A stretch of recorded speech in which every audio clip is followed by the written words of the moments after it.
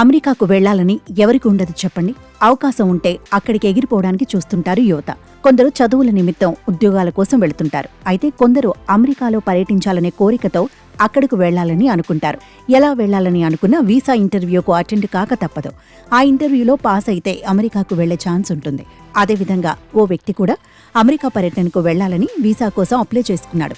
Visa interview కోసం US ఎంబసీకి వెళ్లాడు.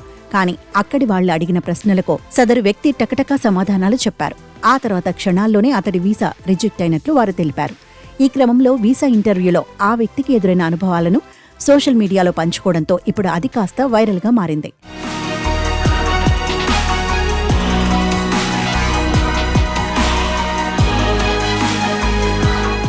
Visa ఇంటర్వ్యూలో వాళ్లు ఏం అడిగారు, తాను ఎలాంటి సమాధానాలు చెప్పాను అనే విషయాన్ని రెడిట్లో నోబడీ 01810 అనే పేరుతో ఉన్న ఓ యూజర్ పోస్ట్ చేశారు. B1 B2 వీసా ఇంటర్వ్యూ కోసం యుఎస్ ఎంబసీకి వెళ్లానని అక్కడ వారు తనను 3 ప్రశ్నలు అడిగినట్లు తెలిపారు. దానికి సమాధానం చెప్పగా కేవలం నిమిషంలోపే తన వీసా రిజెక్ట్ అయినట్లు తెలిపారు.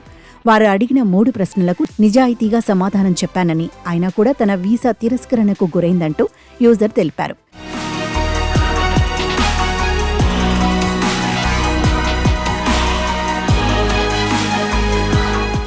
వీసా ఇంటర్వ్యూలు అమెరికాకు ఎందుకు వెళ్లాలని అనుకుంటున్నారు? అమెరికాలో మీకు బంధువులు ఎవరైనా ఉన్నారా? భారత్ దాటి ఎక్కడికైనా వెళ్లారా? ఎప్పుడైనా పర్యటించారా అని 3 ప్రశ్నలు అడిగారని యూజర్ తెలిపారు. వీటికి అతడు ఎలాంటి సమాధానాలు చెప్పాడో కూడా రాసుకొచ్చాడు. అంతా కూడా నిజాయితీగా చెప్పినట్లు తెలిపారు. 2 వారాల పాటు వెకేషన్ కోసం ఫ్లోరిడా వెళ్లాలని అనుకుంటున్నానని, ఫ్లోరిడాలో తనకు గర్ల్ ఫ్రెండ్ ఉందని, ఇండియా దాటి ఎక్కడికి వెళ్లలేదని సమాధానం ఇచ్చినట్లు చెప్పారు. అయితే తన సమాధానాలు విన్న తర్వాత కేవలం 40 సెకండ్లలోనే ఈ వీసాకు అర్హుడిని కానంటూ తన చేతిలో స్లిప్ పెట్టారని యూజర్ చెప్పుకొచ్చాడు. అయితే పర్యటన కోసమే తాను అమెరికా వెళ్లాలని అనుకున్నానని, 2 వారాలు పర్యటించి తిరిగి భారత్ వచ్చేయాలని అనుకున్నానని చెప్పాడు. గర్ల్ ఫ్రెండ్ అనేది ఆప్షన్ మాత్రమే అని రాసుకొచ్చాడు. కానీ తన వీసాను ఎందుకు రిజెక్ట్ చేశారో కారణం తెలియట్లేదని సదర్ యూజర్ పోస్టు పెట్టారు. ఈ పోస్టును చూసి నెటిజన్లు పలు రకాలుగా స్పందించారు.